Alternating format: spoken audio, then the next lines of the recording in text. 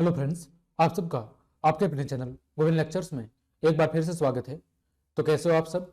उम्मीद करता हूं आप सब अच्छे होंगे और आप सबकी पढ़ाई भी अच्छी चल रही होगी। तो आज की इस क्लास में हम कक्षा 10 विज्ञान विषय के अर्धवार्षिक परीक्षा के पेपर को सॉल्व करेंगे।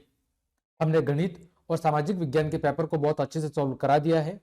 वो क्लासेस आप चैनल की प्लेलिस्ट पर जाकर आराम से देख सकते हैं, या फिर वीडियो के डिस्क्रिप्शन में मैं उसकी लिंक दे दूंगा। वहां जाकर भी आप उन दोनों पेपर, गणित और सामाजिक विज्ञान के पेपर के सॉल्यूशन को देख सकते हैं।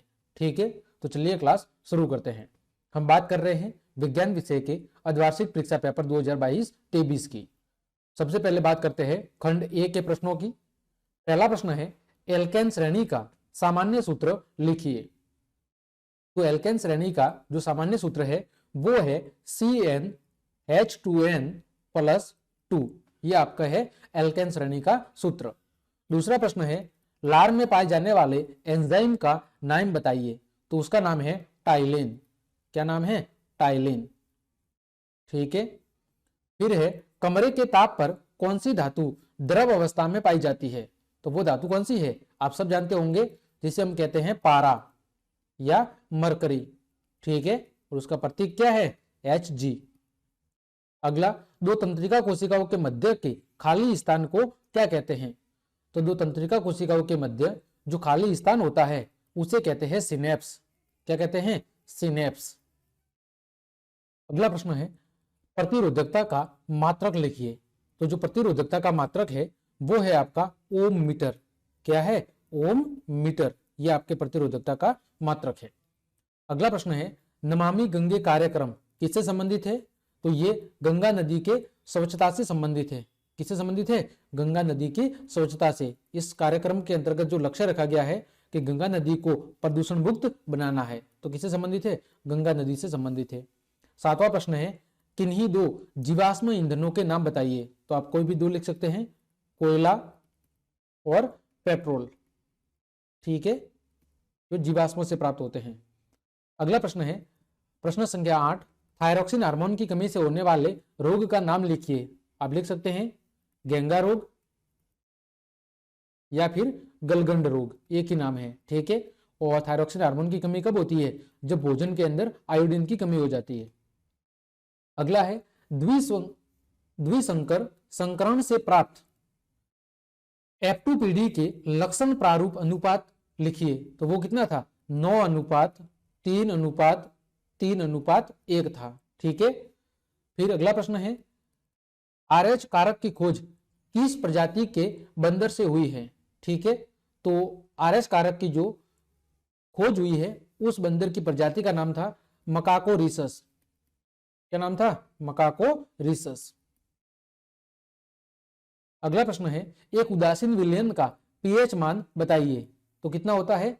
उदासीन विलयन की pH वैल्यू 7 होती है। ठीक है, 7 से कम अम्लीय विलयन की और 7 से 14 के बीच में क्षारीय विलयन की। तो ये था आपका खंड ए। आगे बढ़ते हैं खंड ब, मेथेन के दहन की अभिक्रिया लिखिए। तो मेथेन का सूत्र क्या होता है? CH4। जब इसको जलाते हैं ऑक्सीजन की उपस्थिति में तो क्या बनता है? कार्बन डाइऑक्साइड, आपका जल, और क्या बनती है? ऊष्मा उत्पन्न होती है। ठीक है, जब मेथेन को ऑक्सीजन की उपस्थिति में जलाया जाता है तो कार्बन डाइऑक्साइड, जल और ऊष्मा का निर्माण होता है। अगला प्रश्न है, मानव शरीर के रक्त में एल्कोहल की कानूनी सीमा क्या निर्धारित की गई है? तो जो सीमा है वो प्रत्येक 100 ml यानी 100 मिलीलीटर रक्त के अंदर एल्कोहल का स्तर कितना होना चाहिए? 30 mg से यानी 30 मिलीग्राम से कम होना चाहिए। ये सरकार के द्वारा एल्कोहल की कानूनी सीमा निर्धारित की गई है कि प्रत्येक 100 ml रक्त यानी खून के अंदर एल्कोहल का जो स्तर है वो 30 मिलीग्राम से कम होना चाहिए। ठीक है। अगला, हेडलाइट पर पीले रंग का पेपर या टेप क्यों चिपकाते हैं? जो हेडलाइट होती है वाहनों के अंदर, उसके ऊपर पीले रंग का पेपर या टेप क्यों चिपकाते हैं?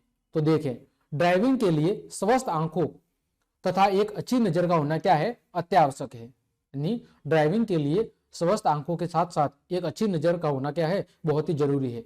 यदि कोई व्यक्ति रतौंधी या कम नजर से पीड़ित है तो उसके द्वारा रात्रि में ड्राइविंग करना क्या है? खतरनाक है। आंखों की दृष्टि से कोई भी रोग होने पर वाहन चलाने पर दुर्घटनाओं का खतरा क्या हो जाता है? बढ़ जाता है। अतः ड्राइविंग लाइसेंस जारी करते समय आंखों की जांच क्या है, महत्वपूर्ण है।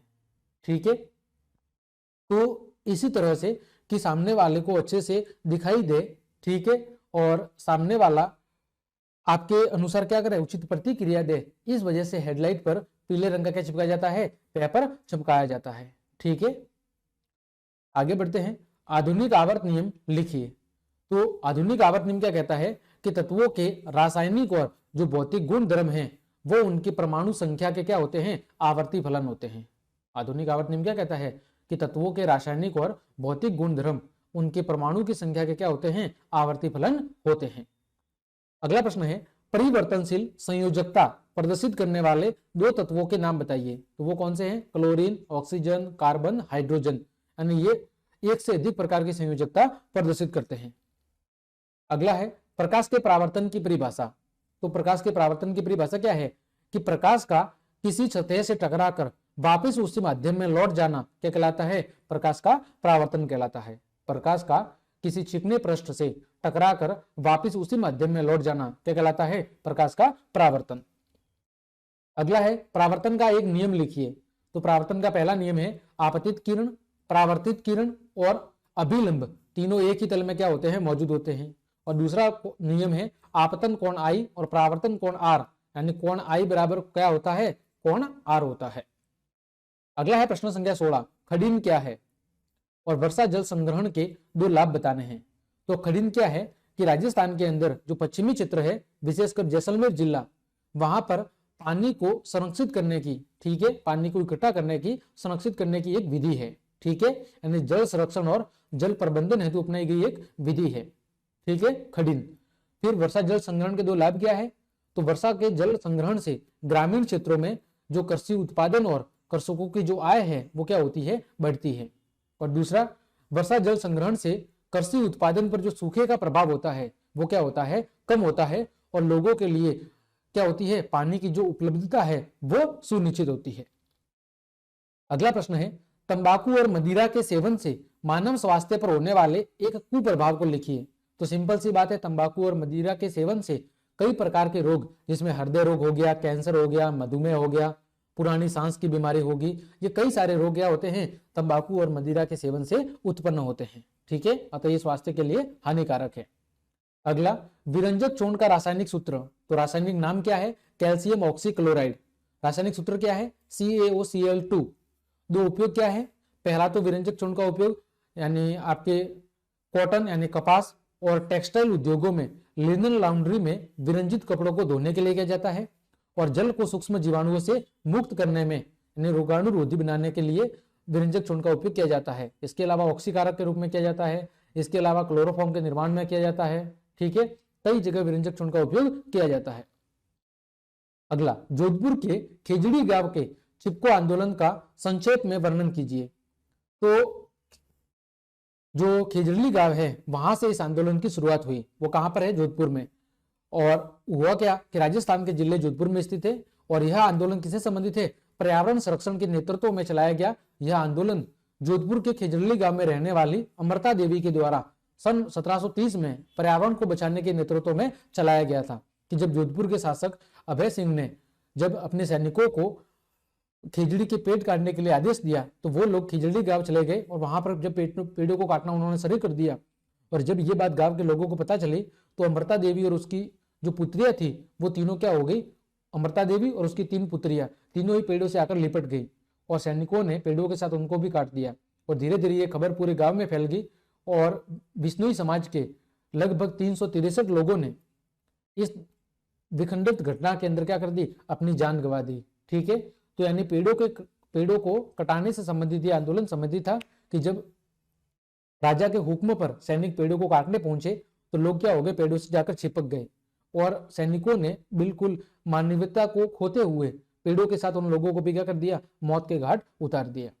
तो खेजड़ी आंदोलन को इसी वजह से चिपको आंदोलन के नाम से भी जानते हैं, क्योंकि पेड़ की कटाई को रोकने के लिए अमृता देवी और उसकी 3 पुत्रियों के द्वारा जंगल के सभी पेड़ों के पास जाकर उनसे वो क्या हो गई, प्रेम पूर्व लिपट कर खड़ी हो गई। ठीक है, लेकिन राजा के सैनिकों ने उन बच्चों पर और अमृता देवी पर कोई दया नहीं करते हुए उन्हें पेड़ के साथ क्या कर दिया, काट दिया, और उनके साथ 363 और लोगों ने क्या कर दिया, प्राणों को त्याग दिया था। अतः ये इतिहास में सबसे दुखद घटना मानी जाती है कि लगभग 363 लोगों ने पेड़ों की खातिर अपनी जान को क्या कर दिया था, न्यौछावर कर दिया था। और इसी कारण से विश्व में एकमात्र वृक्ष मेला जोधपुर के खेजड़ली गांव में प्रतिवर्ष भरता है। ठीक है, अगला है खंड स, निम्नलिखित के आयुपीएसी नाम और संरचना सूत्र लिखिए। क्या लिखने हैं, आयुपीएसी नाम और संरचना सूत्र लिखने हैं। तो जो आयुपीएसी नाम है, आयुपीएसी नाम C2H6, C3H6, C3H4। तो C2H6 इसका जो आयुपीएसी नाम है वो है एथेन। क्या है, एथेन। इसका सूत्र कैसे होगा, ये कार्बन है, ठीक है, ये एल्केन श्रेणी का है, तो ये हो गया इसका सूत्र। तीसरा है C3H6, तो ये आपका है प्रोपिन। ठीक है, प्रोपिन, ये कैसे होगा,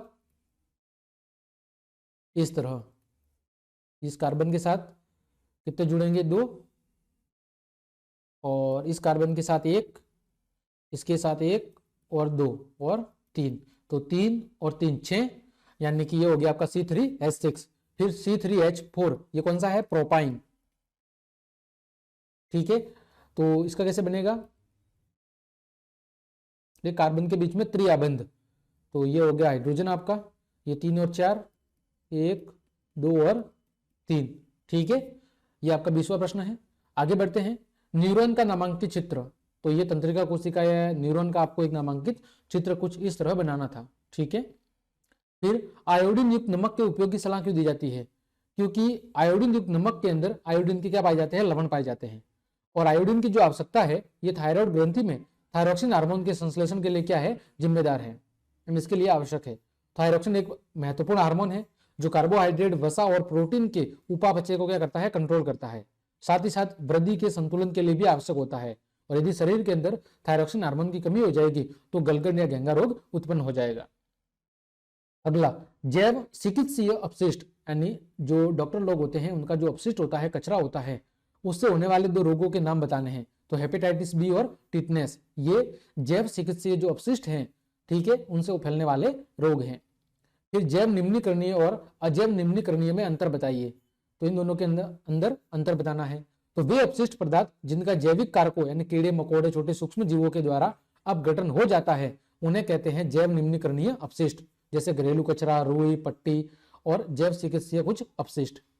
और वे अपशिष्ट पदार्थ जिनका जैविक कारकों के द्वारा अपघटन नहीं होता है, उन्हें कहते हैं अजैव निम्नीकरणीय अपशिष्ट, जैसे प्लास्टिक की बोतलें, पॉलीथीन, कांच, सीरीज आदि। अगला प्रश्न है, साबुनीकरण क्या है, साबुन और अपमार्जक का सूत्र लिखिए। तो सबसे पहले बात करते हैं साबुनीकरण की। तो जब वसा या तेल को NaOH यानी सोडियम हाइड्रोक्साइड के साथ गर्म किया जाता है तो वसा या तेल के अणु क्या हो जाते हैं, विघटित हो जाते हैं, और इस प्रक्रिया को क्या कहते हैं, साबुनीकरण कहते हैं, जिसके फलस्वरूप क्या बनता है, साबुन बनता है। मतलब हम कह सकते हैं वह अभिक्रिया जिसके परिणाम स्वरूप साबुन का निर्माण होता है, या वह प्रक्रिया जिसके परिणाम स्वरूप साबुन का निर्माण होता है, उस प्रक्रिया को कहते हैं साबुनीकरण। क्या कहते हैं, उस प्रक्रिया को कहते हैं साबुनीकरण। ठीक है, अब हमें बताना है साबुन का सूत्र और अपमार्जक का सूत्र। तो यहां पर लिख लेते हैं साबुन का सूत्र, और दूसरा है आपका अपमार्जक का सूत्र। अपमार्जक का सूत्र, ठीक है, इन दोनों के आपको क्या लिखने हैं, सूत्र लिखने हैं। तो साबुन का सूत्र सबसे पहले देखते हैं। तो जो साबुन का सूत्र होता है, आपने पढ़ा होगा साबुन उच्च बसीय अम्लों के क्या होते हैं, सोडियम या पोटेशियम लवण होते हैं। साबुन क्या होते हैं, साबुन उच्च बसीय अम्लों के सोडियम या पोटेशियम लवण होते हैं। तो साबुन का सूत्र हो जाएगा आपका C17H35 COONA, ठीक है। और आपके अपमार्जक का सूत्र हो जाएगा CH3 CH2 के 10 अणु, फिर CH2O SO3 माइनस Na+, ठीक है। ये सूत्र हो जाएगा आपके किसका, अपमार्जक का, ठीक है। आगे बढ़ते हैं, 2 प्रबल अम्ल और सारों के नाम लिखिए। तो 2 प्रबल अम्ल कौन कौन से हैं, हाइड्रोक्लोरिक अम्ल और सल्फ्यूरिक अम्ल H2SO4, ठीक है, ये सल्फ्यूरिक अम्ल का सूत्र है। और प्रबल सार NaOH सोडियम हाइड्रोक्साइड और KOH पोटेशियम हाइड्रोक्साइड, ठीक है। आगे बढ़ते हैं, प्रश्न संख्या 24 खंड द के अंदर उपरोक्त परिपथ में ए और बी के मध्य तुल्य प्रतिरोध ज्ञात कीजिए। तो देखो इसमें ये तीनों कौन सी श्रेणी में है, तीनों समांतर श्रेणी में है, तो तीनों को समांतर श्रेणी के अंदर हम जोड़ देंगे। तो समांतर श्रेणी का सूत्र क्या होता है, 1/RP यानी तुल्य प्रतिरोध बराबर 1/R1 1/R2 प्लस 1/R3। ये हो गया आपके समांतर श्रेणी का सूत्र। तो 1/3 1/3 1/3 3 का आ गया एलसीएम, ऊपर कितना हुआ 1 + 1 + 1 यानी 3/3 यानी कि 1। तो आपका जो तुल्य प्रतिरोध है वो कितना आ गया, 1 ओम आ गया। ठीक है, फिर दूसरा, इसमें देखो पहले ये श्रेणी क्रम में है दोनों, तो पहले श्रेणी क्रम में, ठीक है, ये पाथ 1 और ये पाथ 2। ठीक है, तो पाथ 1 का पहले निकाल लेते हैं। तो श्रेणी क्रम के लिए RP1, ठीक है, सबसे पहले पाथ 1 का R1 + R2 यानी कि 2 ओम + 2 ओम यानी कि कितना आ गया 4 ओम। फिर RP2 यानी द्वितीय पाथ का, ये वाले का, इसका भी कितना आ गया 2 ओम + 2 ओम यानी कि 4 ओम। अब देखो कैसे होगा, अब आपके ये श्रेणी बन गई। अब यहां पर एक ये वाला हो जाएगा और एक ऐसे, और ये कैसे हो जाएंगे अब समांतर क्रम में, ये हो गया 4 ओम का, ये भी हो गया 4 ओम का। ठीक है, तो अब तुल्य प्रतिरोध क्या होगा 1/RP = 1/4 + 1/4। तो 1/RP यानी तुल्य प्रतिरोध बराबर कितना हो गया 2/4। 2/4 का मतलब कितना है 1/2। 1/RP बराबर 1/2, इसको उल्टा कर लेंगे, RP बराबर कितना आ जाएगा 2 ओम। यही आपका उत्तर हो जाएगा। पहले हमने क्या लगाया, इधर श्रेणी क्रम का लगाया सूत्र, और फिर हमने कौन सा लगाया समांतर क्रम का। ठीक है, इस तरह ये आपको तुल्य प्रतिरोध ज्ञात करना था। आगे बढ़ते हैं। हाइड्रोजन, लिथियम, सोडियम और पोटेशियम तत्वों को परमाणु आकार के बढ़ते क्रम में व्यवस्थित करना है। तो देखो ये चारों एक ही वर्ग के तत्व है, क्योंकि इनके बाहरी कोष में सबके जो संयोजक इलेक्ट्रॉन है वो कितना है 1 है। क्योंकि देखो हाइड्रोजन का परमाणु क्रमांक कितना होता है, हाइड्रोजन का 1 होता है, लिथियम का कितना होता है 3 यानी 2 और 1, सोडियम का कितना होता है 11 यानी 2 8 और 1, और आपके पोटेशियम का कितना होता है 19 यानी कि 2 8 8 और 1। तो सबके बाहरी कोष में 1 इलेक्ट्रॉन है, मतलब ये सभी समान वर्ग के तत्व है। और समान वर्ग के तत्व है मतलब वर्ग में जब हम ऊपर से नीचे की ओर जाते हैं तो जो त्रिज्या है वो क्या होती है, वो बढ़ती जाती है, क्योंकि कोषों का आकार बढ़ता जाता है। देखो इसमें 1 कोष है, इसमें 2, इसमें 3 और इसमें 4। तो सबसे जो कम परमाणु त्रिज्या है या आकार है वो हाइड्रोजन का, फिर लिथियम का, फिर सोडियम का, और सबसे अधिक किसका होगा पोटेशियम का आकार होगा। ठीक है, तो हाइड्रोजन से ज्यादा किसका है लिथियम का, लिथियम से ज्यादा सोडियम का, और सोडियम से ज्यादा पोटेशियम का। सबसे ज्यादा जो परमाणु आकार है वो पोटेशियम का होगा। अगला प्रश्न है थॉमसन का परमाणु मॉडल क्या है समझाइए। तो थॉमसन के परमाणु मॉडल के अनुसार परमाणु क्या है, परमाणु एक धनावेश का गोला है और जिसमें इलेक्ट्रॉन क्या होते हैं, इलेक्ट्रॉन जगह जगह पर मौजूद होते हैं। दूसरा उन्होंने क्या बताया कि परमाणु के अंदर जो धनावेश है, धनावेश युक्त प्रोटॉन और ऋणावेश युक्त इलेक्ट्रॉन का मान क्या होता है, आपस में समान होता है। थॉमसन ने दूसरा क्या कहा कि जितने परमाणु के अंदर धनावेशित भाग है उतना का उतना भाग होता है ऋणावेशित। इसी वजह से परमाणु क्या होता है, परमाणु मूल रूप से उदासीन होता है। ठीक है, और थॉमसन के परमाणु मॉडल की जो संरचना थी वो किसके समान दिखाई देती थी, बिल्कुल तरबूज के समान, जिसमें प्रोटॉन की तरह तरबूज का लाल खाने वाला भाग और इलेक्ट्रॉन की तुलना उन्होंने किससे की, तरबूज के बीजों से की, और इसी वजह से इसे प्लम पुडिंग मॉडल के नाम से भी जाना जाता था। ठीक है, फिर अगला उत्सर्जन तंत्र का नामांकित चित्र, तो ये आपको चित्र बनाना था। फिर मूत्र निर्माण को समझाइए, तो मूत्र निर्माण की क्रियाविधि बतानी थी। तो क्या होता है कि हमारा जो वक्रक है उस वक्रक में वक्रक धमनी के द्वारा रक्त क्या होता है पहुंचता है। हमारे किडनी के अंदर जो रक्त है वो किसके जरिए पहुंचता है, वक्रक धमनी के द्वारा। तो वक्रकीय धमनी से रक्त असंख्य कुंडलित कोशिका गुच्छों में पहुंचता है, जिससे जो कहां पर स्थित होते हैं, बोमेन संपुट में स्थित होते हैं, और यहीं पर रक्त से छनकर जल और उसमें विलय ग्लूकोज, यूरिया, यूरिक अम्ल आदि छनित के रूप में क्या हो जाते हैं, बाहर आ जाते हैं। बोमेन संपुट के अंदर से जो रक्त है वो छन जाता है और उससे जल और ग्लूकोज, यूरिया, यूरिक अम्ल जो चीजें क्या हो जाती है, अलग हो जाती है। और यह छनित जो पदार्थ है यह अत्यंत छोटी छोटी नलिकाओं से क्या होकर गुजरते हैं, और जहां पर ग्लूकोज और अन्य उपयोगी लवणों का पुनः क्या होता है, अवशोषण, और बाकी जो शुद्ध रक्त है वो वक्रकीय शिराओं के द्वारा पुनः रक्त के अंदर भेज दिया जाता है। और शेष जो द्रव बच जाता है जिसे क्या कहते हैं, मूत्र कहते हैं। और इस प्रकार मानव के अंदर क्या होता है, मूत्र का निर्माण होता है।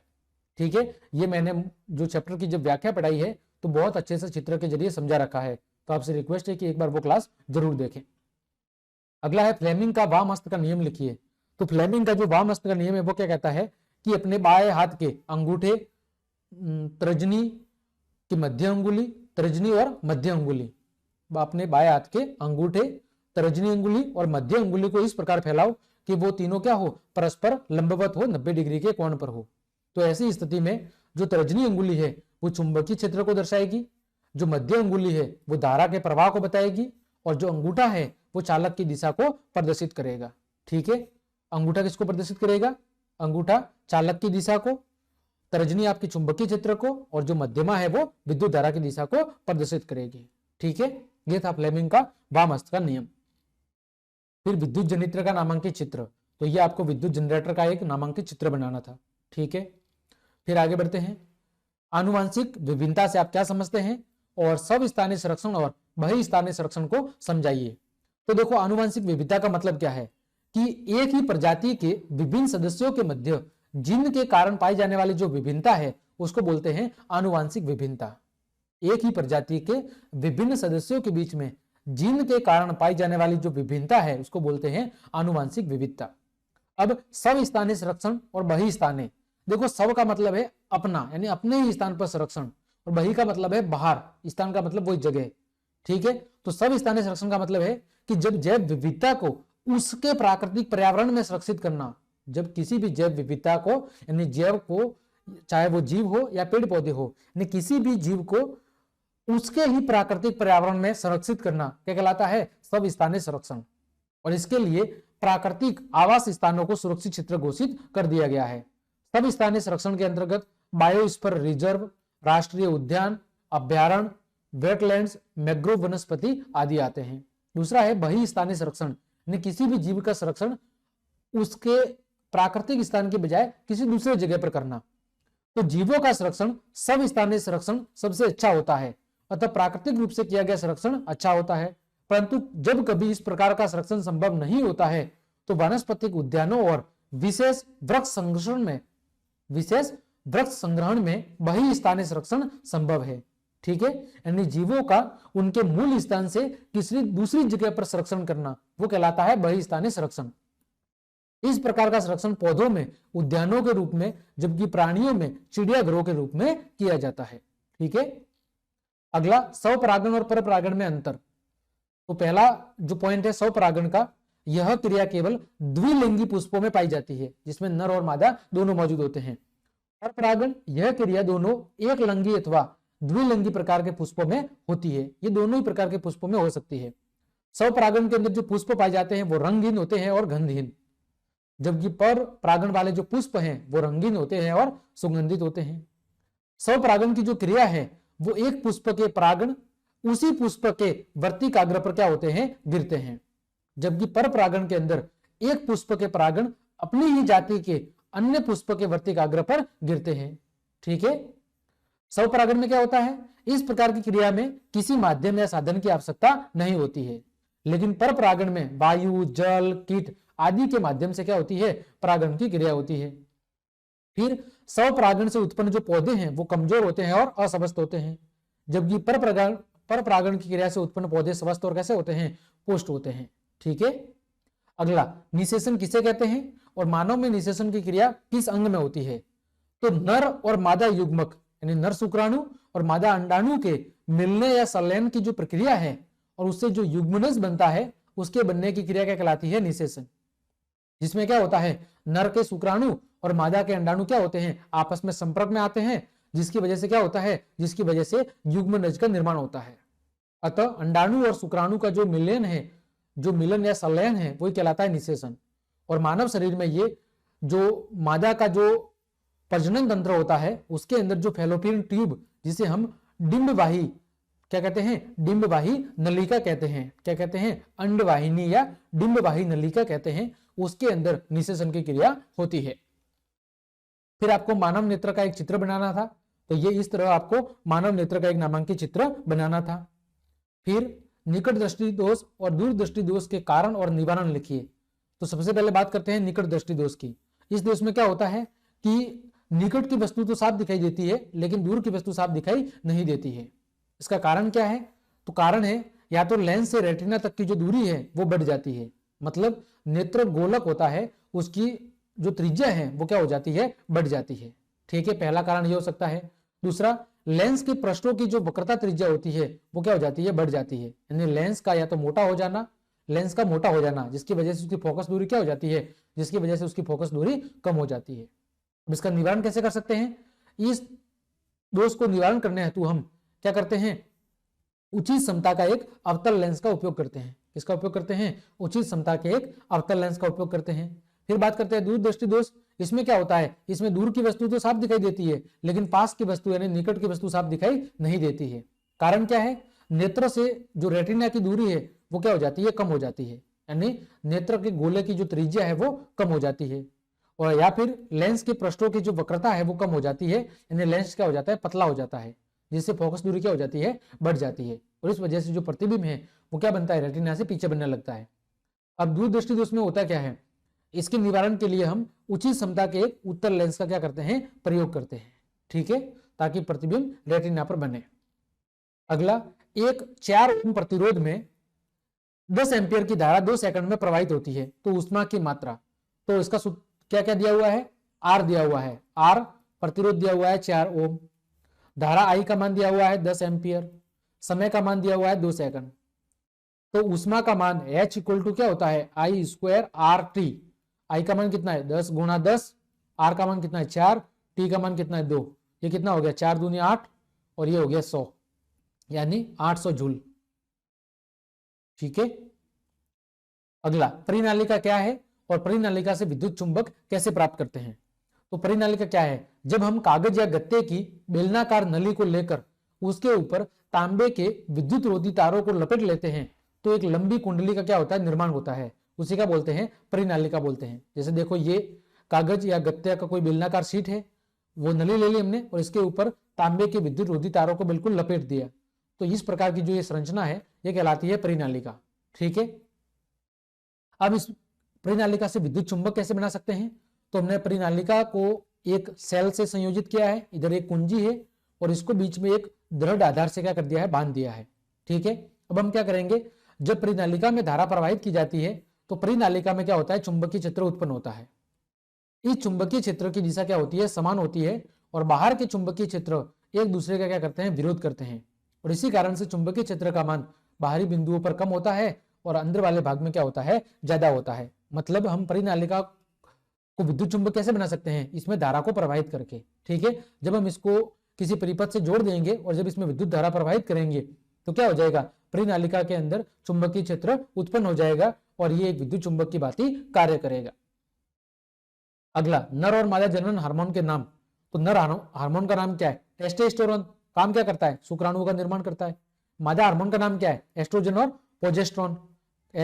जो एस्ट्रोजन है उसका काम क्या है, द्वितीय लैंगिक लक्षणों का विकास और जनन शक्ति का विकास। और जो प्रोजेस्टेरोन हार्मोन उसका कार्य क्या है, उसका कार्य है भ्रूण के विकास में सहायक और भ्रूण के पोषण में सहायता करना। ये किसका काम है, प्रोजेस्टेरोन हार्मोन का। अगला प्रश्न है, मादा जनन तंत्र का नामांकित चित्र। ये आपको चित्र बनाना था एक मादा जनन तंत्र का। फिर प्रतिवर्ती क्रिया का उदाहरण। तो प्रतिवर्ती क्रिया क्या होती है, जो बाहरी उद्दीपन होते हैं। ठीक है। बाहरी उद्दीपनों के प्रति जो हमारा मस्तिष्क बिना कोई सोचे समझे तुरंत से जो प्रतिक्रिया करता है उसको बोलते हैं प्रतिवर्ती क्रिया। ठीक है।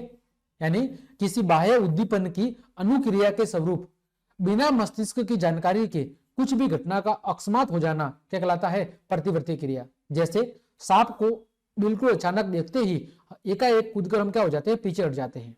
यहाँ सर्प ने क्या उद्दीपन का कार्य किया है, यहाँ पर सर्प ने किसका कार्य किया है, उद्दीपन का मतलब है हमें संकेत देने का काम किया है। और चौंक कर कूदना ये कैसी क्रिया है, ये एक अनैच्छिक क्रिया है। इसमें मस्तिष्क या मेरुदंड की कोई भूमिका नहीं है, इसके लिए हमें मस्तिष्क ने कोई प्रेरणा नहीं दी है। तो ऐसी अनैच्छिक क्रियाओं को क्या कहते हैं, प्रतिवृत्ति क्रिया कहते हैं, जिसके अंदर मस्तिष्क का कोई योगदान नहीं होता है। जैसे छींक आना। ठीक है। भोजन को देख के, स्वादिष्ट भोजन को देख के लार का टपकना, ये क्या है, ये प्रतिवर्ती क्रियाओं के उदाहरण है। तो इस प्रकार हमने आपके विज्ञान विषय के अर्धवार्षिक पेपर को बहुत अच्छे से सॉल्व कर लिया है। उम्मीद करता हूं सभी प्रश्न आपको अच्छे समझ में आए होंगे। तो क्लास देखने के लिए आप सभी को धन्यवाद। यदि आपको मेरी क्लास और मेहनत पसंद आई है तो फिर लाइक, कमेंट, शेयर और सब्सक्राइब जरूर करें। आज के लिए इतना ही। जय हिंद, जय भारत।